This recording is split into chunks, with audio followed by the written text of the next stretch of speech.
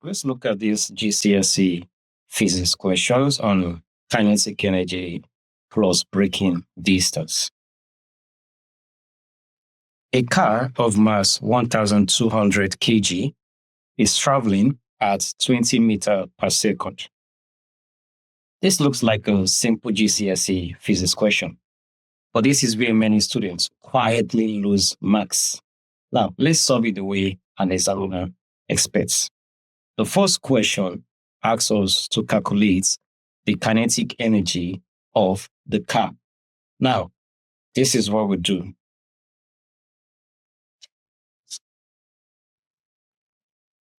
Now we begin by writing the formula of kinetic energy.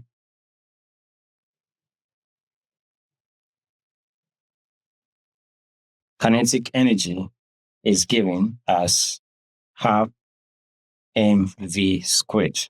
Of course, we know that m stands for the mass and v stands for the velocity of the car. Now, in your GCSE exam, the examiner usually gives you 1 mark for showing the formula you are using.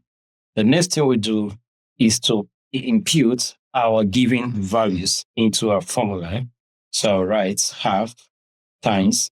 From the question, the mass is 1,200, so I impute my 1,200, and the velocity is given as 20 meters per second, so this will be 20 all squared.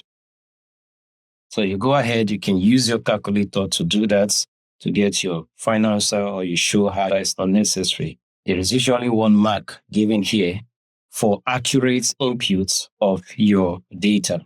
So I know that 2 here, 1, 2 in 6, 1,200 is 600. So I'll be having 600 times 20 squared. 20 squared means 20 times 20, which is 400. Now, the final answer for that, 600 times 400 is 240,000 joules. Or I could just say 240 kilojoules. Either of them is allowed. And you have 1 mark for your final answer. This is how you get your complete 3 marks for question 1. Then question 2, let's see what it says.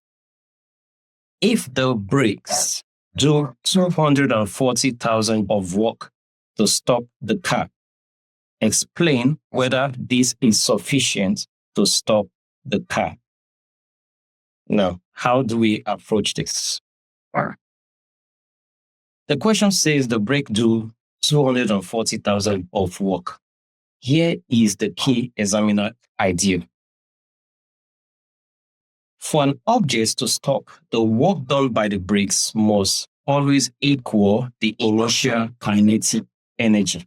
So this is how I'm going to impute my answer. So I'm going to write here,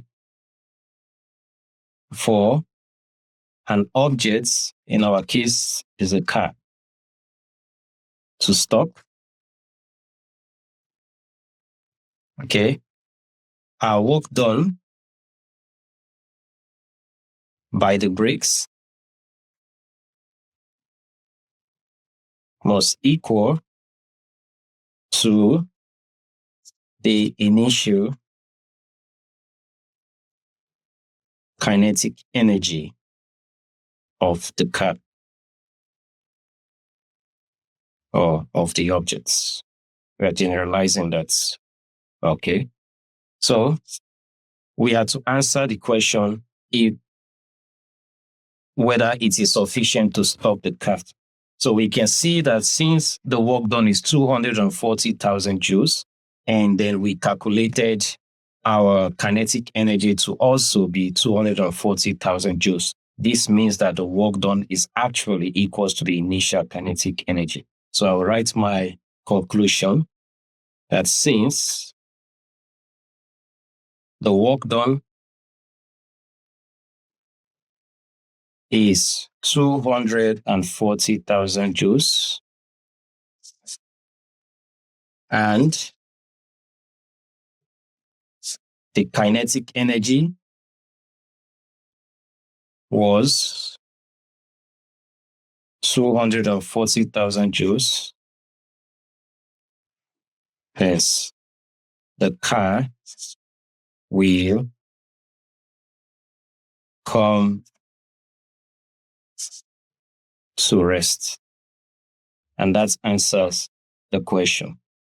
That comparison alone is what examiners are looking for. Want more GCSE and IB physics explained from an examiner's perspective? Why not subscribe to this channel? See you in our next video. Bye.